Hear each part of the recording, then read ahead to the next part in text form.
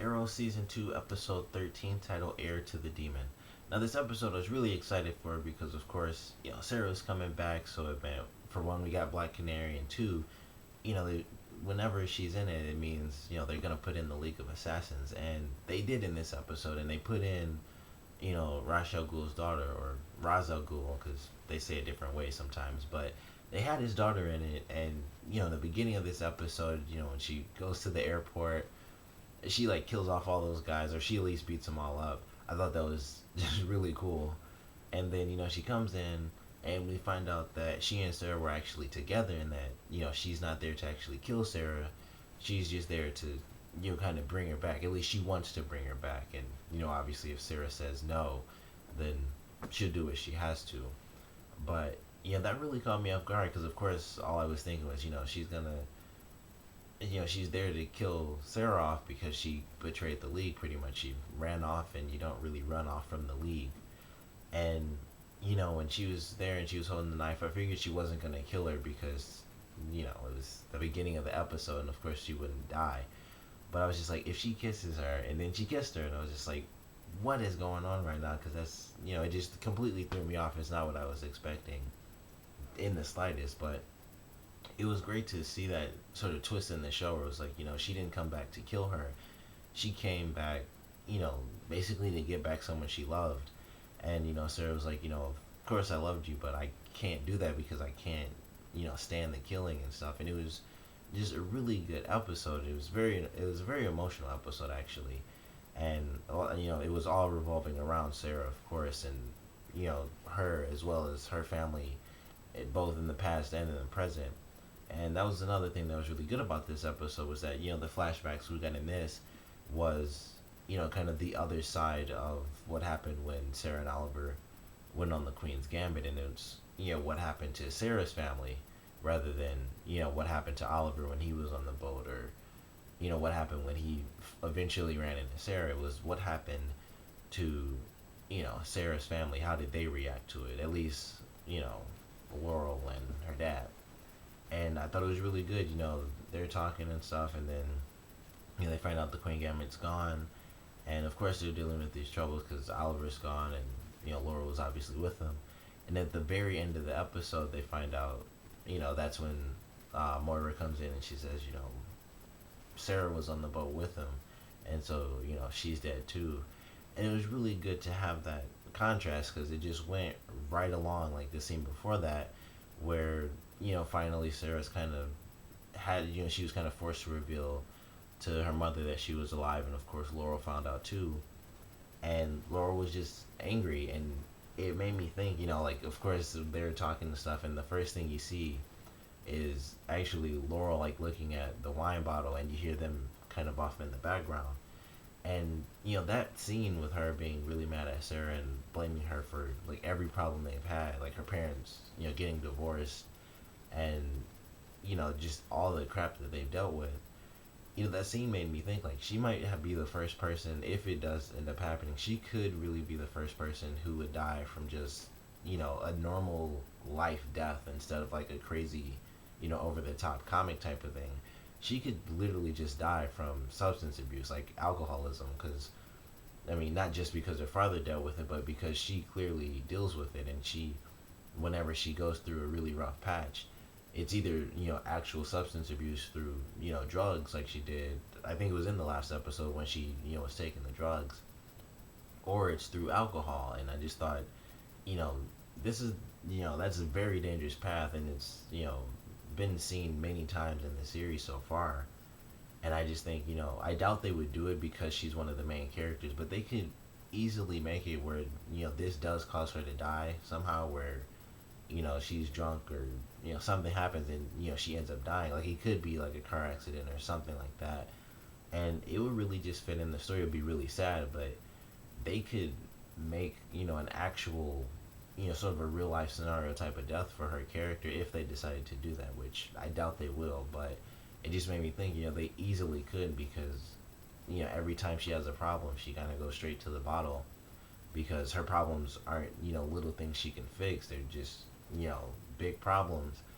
And even her sister coming back to life, in a sense, wasn't good. It was just, after all this time, it just brought back all these horrible feelings about her sister rather than, I'm glad you're alive.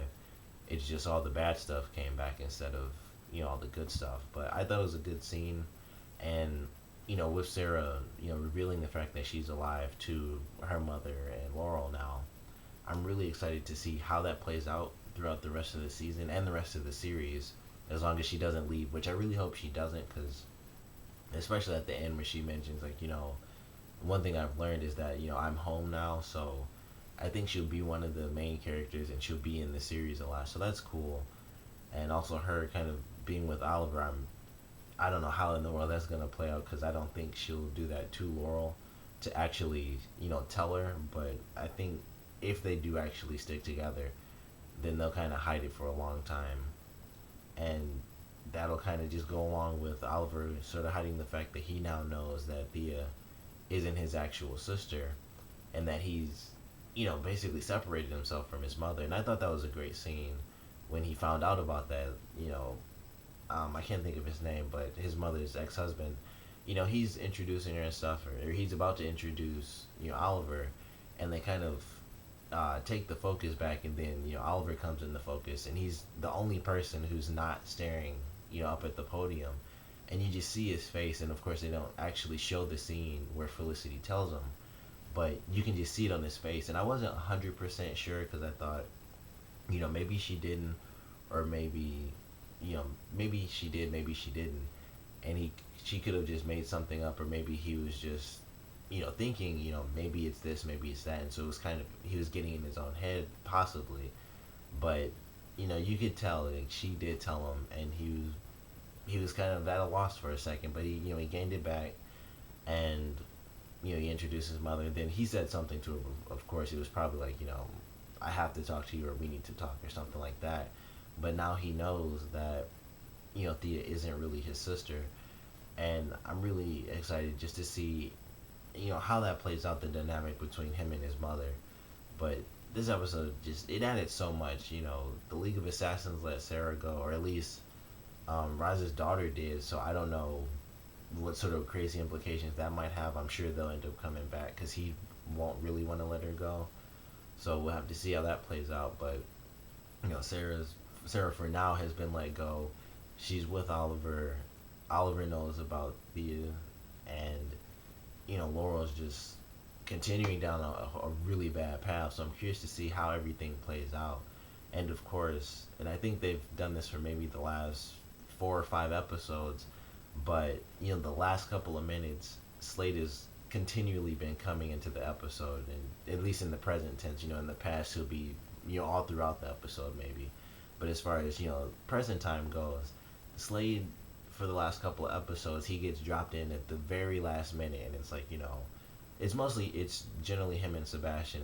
It's basically him saying, you screwed up, so I'm giving you this warning. The last time we got to see him, which was amazing, he was in the Deathstroke outfit, which I think everybody loves, because it was a cool outfit. It was like a nice, sort of like, I guess sort of like a cool custom sort of paintball type of mask, so it was like actual metal and stuff.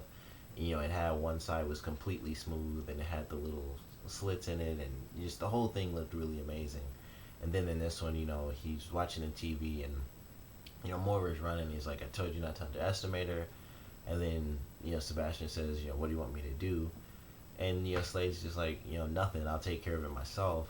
So and of course, if you saw the preview, Slade's going out and he's gonna take care of some things. So I'm excited to see him really be in an episode, instead of kind of dropped in as like the awesome last couple of minutes, for him being in the show or in the episode for at most like a minute or two. So I'm really excited for that to come into play. I'm sure he and Oliver aren't actually gonna fight yet, or even come across each other, but I believe in that preview he was in Oliver's house.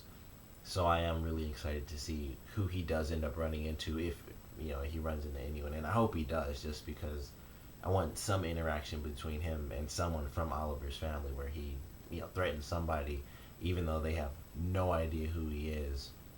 But at the same time, I feel like that would sort of lead to too much of a reveal to Oliver, because obviously it's not that hard to be like, it was this really tall, buff guy with an eye patch. He'd be like, oh, it's Slade, he's alive. But however they do it, I'm sure it'll be amazing. So I'm really excited for that. But this episode definitely great. Definitely, I think the thing I'm most excited for sure right now is the fact that Sara is gonna be in the show a lot more. So we'll have Black Canary, so that'll be cool. But comment below, let me know what you guys saw this episode. Favorite parts, least favorite parts. And definitely tell me, what is your favorite, I guess, plot line that's been put into this episode. Like I said, mine is that, Sara is now out in the open. She is alive and the League isn't after her, so she's going to be a recurring character and hopefully a permanent, main character in the, present tense. But, what are you guys most excited for? Is it, for some reason, Sebastian versus, Moira?